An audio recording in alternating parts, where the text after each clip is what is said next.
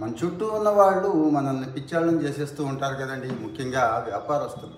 ఈ వ్యాపారస్తులు చేసే మాయాజాలం అంతా ఇంత కాదండి. ఏది fridge, AC, costly TV, phone దగ్గర నుంచి చిన్న చిన్న వస్తువుల దాకా కూడా మోసపోవాల్సిందే. వాడేమో మోసం అనుకోవట్లేదండి, మనకు మోసంలా అనిపిస్తుంది. కానీ వాడికి ఏదో వ్యాపారంలో ఇంకో నీతో ధర్మము ఏదో ఎవడికి తోచింది వాడు చెప్పేసుకుంటాడు కదండి.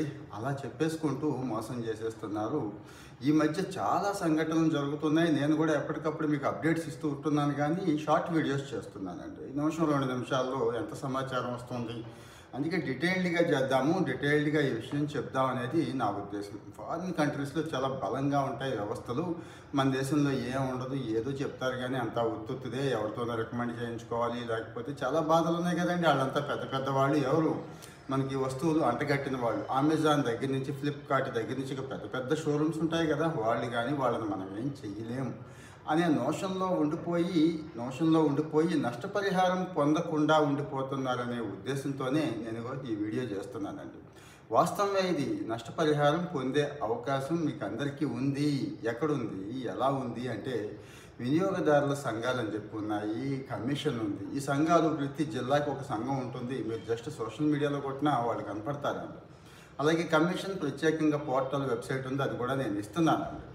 ఏం లేదండి, రీసెంట్గా అమెజాన్లో ఒకడు బుక్ చేసుకున్నాడు, ఐఫోన్ బుక్ చేసుకుంటే ఎందుకు పనికిరాని ఒప్పో ఫోన్, అదే 15,000 25,000తో ఒకటి పంపించాడు.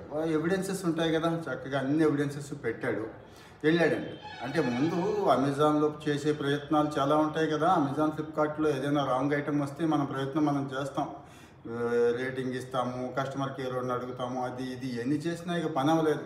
ఫైనల్గా ఎవిడెన్స్ అన్నీ పెట్టుకొని వినియోగదారుల సంఘానికి వెళితే వాళ్ళు రెస్పాండ్ అయ్యారండి. పెద్దగా ఖర్చు కూడా ఏం కాలేదు, 4-5 వేలే ఖర్చు అయింది. గుర్తుంచుకోండి, మనం అనుకుంటాం కోర్టుకి వెళితే ఖర్చులు ఎక్కువైపోతే లాయర్లు లాగేస్తారు కదా అనుకుంటారు, కానీ అలా ఏం లేదు. మంచి వాళ్ళు కూడా ఉన్నారు అక్కడ, చూడండి. సో ఒకవేళ మీకు ఎలా అయినా ఇలాంటి సమస్యలు ఎవరికైనా కానీ ఉంటే నేను పర్సనల్గా కూడా హెల్ప్ చేస్తానని చెప్తున్నాను. కామెంట్లో చెప్పండి దయచేసి. మరి మీరు కామెంట్ చేయకుండా ఉంటే ఎలా తెలుస్తుంది? మరి మీరు మాత్రమే చూస్తే ఈ సమస్యకు పరిష్కారం ఆగిపోతుందండి. మనం ప్రభుత్వంలో, సమాజంలో చాలా సమస్యలు, ముఖ్యంగా మన వల్ల అయ్యే సమస్యలు చెప్తూ పరిష్కారాలు కూడా చెప్పాలి అనేది కదండి నా ఉద్దేశం. సో మరి ఆ పరిష్కారాలన్నీ కూడా నేను చెప్తున్నాను. సో మరి జిల్లా వినియోగదారుల ఫోరం ఒకటి ఉంటుంది, ఆ ఫోరంకి వెళ్ళి మనం అప్పీల్ చేసుకోవడం. అది సరే, మళ్ళీ కథకు వచ్చేస్తాను. అమెజాన్లో అట్లా జరిగింది కదా, వాడికి ఐఫోన్ బదులు పిచ్చి ఫోన్ ఇచ్చాడు కదా, వీడు వేసాడు కదా, కోర్టు తీర్పు ఇచ్చేసిందండి. ఏమని? అమెజాన్ వాడికి ఇచ్చేసింది, ఇన్ని రోజుల్లో అతని ఐఫోన్ అతనికి ఇచ్చేయండి, కోర్టు ఖర్చులు కూడా ఇచ్చేయండి అని చెప్పి. పట్టించుకోలేదండి. ఈ కోర్టులు ఇస్తే పట్టించుకోవాలని. ఇదంతా ఇక్కడ జరిగింది, మన ప్రాంతంలో ఒంగోలు జిల్లా అనుకుంటే ఇక్కడే జరిగిందండి. అంటే ఒక డిస్టిక్ కోర్టు, కర్నూలు అండి. డిస్టిక్ కోర్టు కూడా ఎంత పవర్ఫుల్ ఉంటుందో చూడండి. ఈ అమెజాన్కి సంబంధించి ఇక్కడ ఇండియా హెడ్స్ ఉంటారు కదండి, సౌత్ ఒకడు, నార్త్ ఒకడు ఇలా ఉంటారు కదా, వాళ్ళని కూడా తీసుకొచ్చి జైల్లో పడేయమని చెప్పి తీర్పిచ్చిందండి. తీర్పిస్తే పోలీసులు వెళ్తారు కదా, మీకు తెలుసు పోలీసులు కోర్టు తీర్పును గౌరవించాలి, లేకపోతే పోలీసుల మీద యాక్షన్ ఉంటుంది. పోలీసులు వెళ్ళాడు వాడిని అరెస్ట్ చేయడానికి. అప్పుడు అర్థమైంది, ఓహో ఇంత పెద్ద తప్పు జరిగిందా అని చెప్పి ఆ కుర్రాడి ఐఫోన్ కుర్రాడికి ఇచ్చేసి, కోర్టు ఖర్చులు ఇచ్చేసి, నష్టపరిహారం కూడా ఇచ్చేశారండి. సో అందరికీ ఉంది అవకాశం. అంటే మీలో ఫైటింగ్ స్పిరిట్ తక్కువ. ఏడ్చేదానికి వస్తే నాకు వస్తుంది, ఎవడు తిరుగుతాడు, ఎవడు పడతాడు అనుకుంటారు. కొంతమంది ఉంటారు 1000-2000 నష్టపోయినా కానీ వెంటాడేస్తారండి. అంటే 1000-2000 కోసం వాడేదో పాచోడు, పేనాచోడు అలా చూడకూడదు. వాళ్ళని గుర్తుంచుకోండి.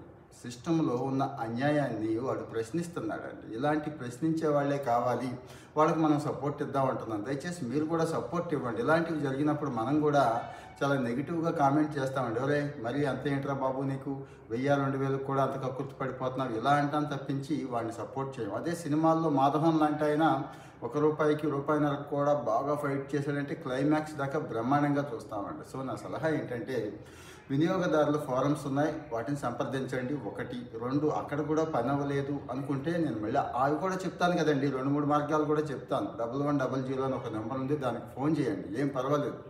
వాళ్ళు టేకప్ చేస్తారు, ఆ కమిషన్ వాళ్ళకి పంపిస్తారు. మీరు ఒక కంప్లైంట్ రిజిస్టర్ చేసి కనీసం వాళ్ళకైనా పంపిస్తారు. కానీ డైరెక్ట్గా మీరు రిజిస్టర్ చేసుకోవడమే మంచిది ఎప్పుడు కూడా. అంటే మరి సాటి ప్రజలుగా నష్టపోతే ఏ ప్రభుత్వం చూస్తూ ఊరుకోలేదు కదండి. ప్రభుత్వం గట్టిగానే ఉంటుంది. ఇలాంటి వాటి మీద అన్యాయం, అక్రమం జరిగినప్పుడు, పనికిరాంది మీకు అంటగట్టినప్పుడు, పనిచేయని దాన్ని మీకు ఇచ్చినప్పుడు మీ డబ్బంతా పోయినప్పుడు మరి ఇలాంటి న్యాయం పొందాలి. సో దయచేసి చేయండి. ఇక ఫీజులు కట్టరా అనుకుంటారు కదా, ఏదో చాలా పెద్ద పెద్ద ఫీజులు ఉంటాయి, చాలా ఖర్చులు అయిపోతాయి అంటారు కదండి. 5 లక్షల లోపు వస్తువు అయితే మ్యాక్సిమం మనం కొనే 5 లక్షల లోపేనండి, ఎటువంటి ఫీజు ఉండదు. గుర్తుంచుకోండి. అంటే అక్కడ వినియోగదారుల ఫోరంలోనే సర్వీస్ చేసే లాయర్స్ ఉంటారు, వాళ్ళు ఫ్రీగానే చేస్తారు అని. అది దాటితే 5-10 లక్షలు అయితే 200, 10-20 లక్షలు అయితే అంటే 10-20 లక్షల మధ్య వస్తువు అయితే అంతకు మించి ఉండవు కదండి, 400 కోట్లు, 10 కోట్ల పైన కూడా మనం క్లెయిమ్ చేసుకోవచ్చు, వేయొచ్చు. 7,500 ఫీజు ఉందండి. సో ఇది మీరు అనుకుంటారు ఏళ్ళు ఊళ్ళు పట్టేస్తాయేమో కోర్టులో వేస్తే ఇప్పుడెప్పుడే ఎక్కడ తేలుద్ది అంటారు. అక్కడ కూడా కొన్ని నిబంధనలు ఉన్నాయండి. 90 రోజుల్లోపే తీర్పు వచ్చేస్తుంది.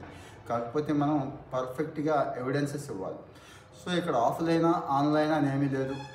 చక్కగా ఎవిడెన్స్ బిల్డ్ చేసుకోండి. బిల్ దగ్గర నుంచి, వారంటీ దగ్గర నుంచి ఇవన్నీ కూడా బిల్డ్ చేసుకోండి. మళ్ళీ మీరు ఏ పనికి మాలినోడితో, తలకు మాసినోడితో, ఎవరితో కొనేసి నాకు అన్యాయం జరిగింది మహాప్రభు అంటే మాత్రం చేయరండి. ఇది చాలా ఇంపార్టెంట్ మరి. సో మరి మీకు ఈ సమాచారం ఎలా అనిపించింది? మీకు ఇది నచ్చుతున్నట్టయితే ఇలాంటివి చాలా స్టోరీస్ ఉన్నాయి, ఎప్పటికప్పుడు అప్డేట్ చేస్తూ ఉంటాను, హెల్ప్ చేసే వాళ్ళని కనెక్ట్ చేస్తాను. దయచేసి చూస్తున్న ప్రతి ఒక్కరి నుంచి ఒక లైక్ ఎక్స్పెక్ట్ చేస్తున్నాను నేను, ఎందుకంటే ఇలాంటి మంచి సమాచారం కొంతమందికి వెళ్ళాలని. నాకు కూడా కాస్త బూస్టర్ డోస్లా పనిచేస్తుందండి. లేదు ఏదైనా ఇబ్బంది ఉంది, సమస్య ఉంది, ఏమున్నా కానీ మీ అభిప్రాయం కామెంట్ దయచేసి అటు లైక్కో కామెంట్ రెండిట్లో ఏదో ఒకటైతే పెట్టండి. ఇలాంటి సమాచారం మీకు ఎలా అనిపిస్తుందో కూడా చెప్పండి. ఎందుకంటే సోషల్ కాజ్ అండి, 10 మందికి ఏదో ఒక హెల్ప్ చేయాలనే ఉద్దేశం తప్పించి ఇక్కడ ఏ స్వార్థమూ లేదు. సో మరి దయచేసి మీకు అర్థమైపోయింది కదా ఏం చేయాలో. Thank you.